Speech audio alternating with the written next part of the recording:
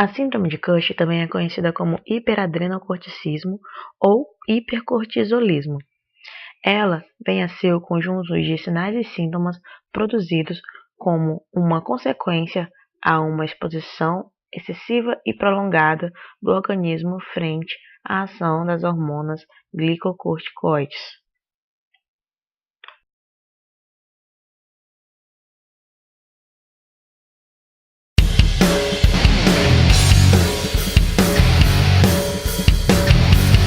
Bom, agora a gente vai diferenciar a síndrome de Cushing da doença de Cushing. A doença de Cushing é uma das causas da síndrome de Cushing. E essa enfermidade se deve a uma estimulação excessiva das glândulas suprarrenais por um aumento do ACTH devido a um tumor hipoficiário.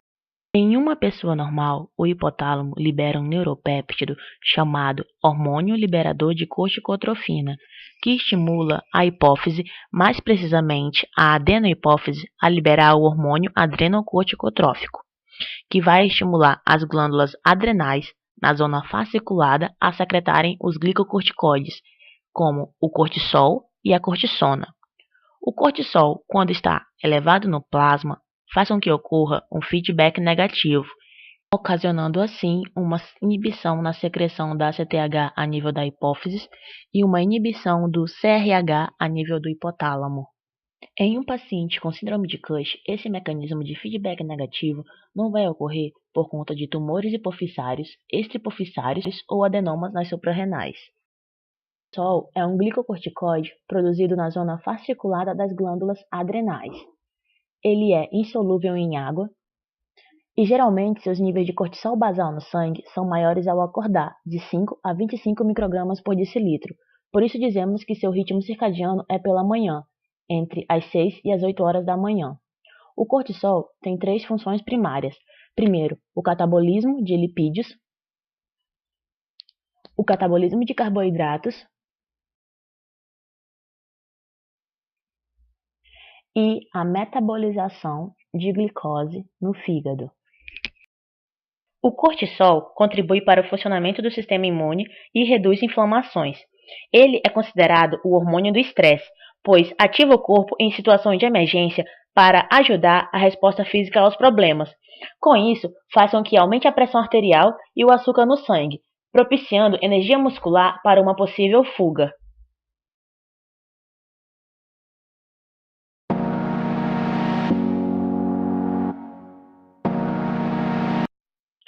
Bem, eu vou falar sobre as principais causas da doença de Cush. Dentre elas, temos as de causas exógenas, que a mais comum no mundo é pelo uso de glucocorticoides. Um exemplo são as pessoas que fazem uso prolongado desses fármacos, como a doença de lúpus e a doença de Crohn. A outra causa que vamos ter é a endógena. Nesta, vai existir uma subdivisão que vai ser por causas ACTH dependente,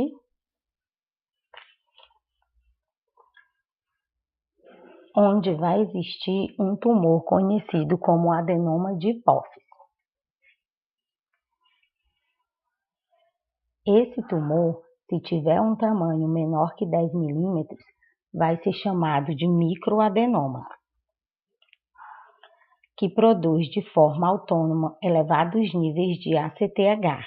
O ACTH vai até o córtex da suprarrenal, que tem um efeito trófico e estimula a produção de cortisol.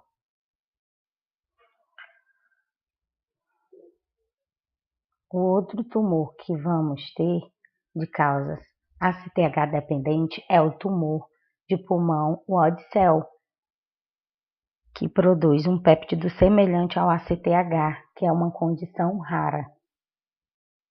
E existe também as causas ACTH independente, que vai cursar com adenoma suprarrenal, que produz elevados níveis de cortisol, e o carcinoma suprarrenal.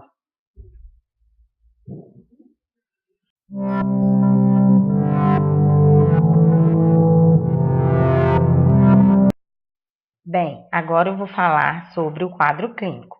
que é caracterizado por alguns sinais e sintomas como face de lua cheia, hiperpigmentação, obesidade centrípeta, estrias violáceas, que vão ser estrias com mais de 1 centímetro de diâmetro, localizada na região do dorso do abdômen e irradiando para o flanco. Úlcera, debilidade muscular, gibosidade, que vai ser o acúmulo de gordura interescapular, hematoma, hipertensão arterial, hiperglicemia e surtismo, que vai ser a virilização na mulher, que é o acúmulo ou distribuição de pelos na face. Algumas mulheres podem apresentar alterações no ciclo menstrual, como a amenorreia, e os homens podem cursar com impotência sexual.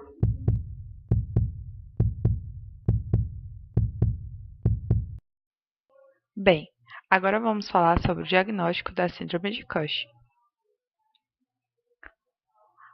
A primeira forma de diagnóstico vai ser através da clínica que o paciente apresentar. A segunda prova vai ser a prova de inibição da dexametasona.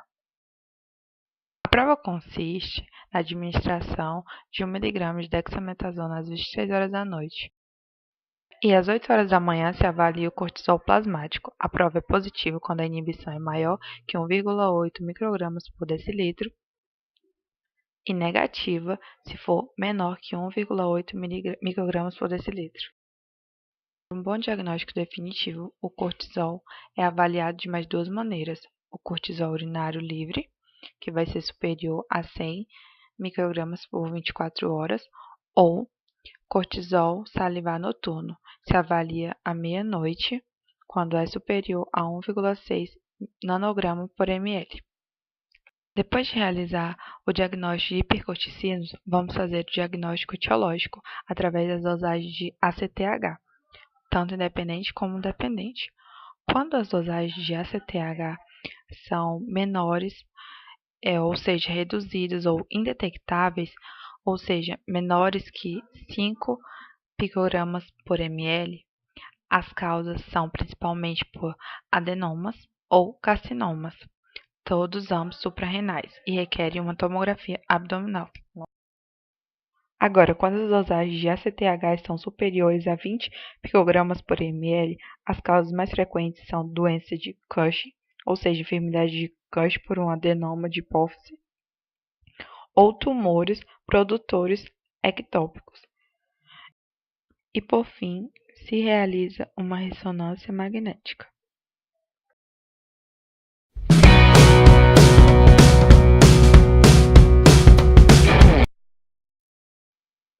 Agora continuamos com o tratamento, que vai ser mediante as causas. Na doença de Cushing, vai ser realizada extirpação cirúrgica através de uma adenectomia transfenoidal.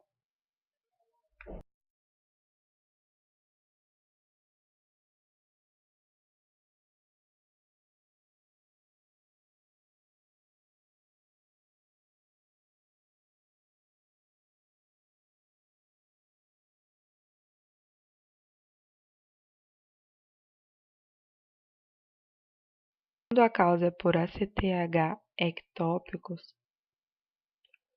há duas formas de tratamento.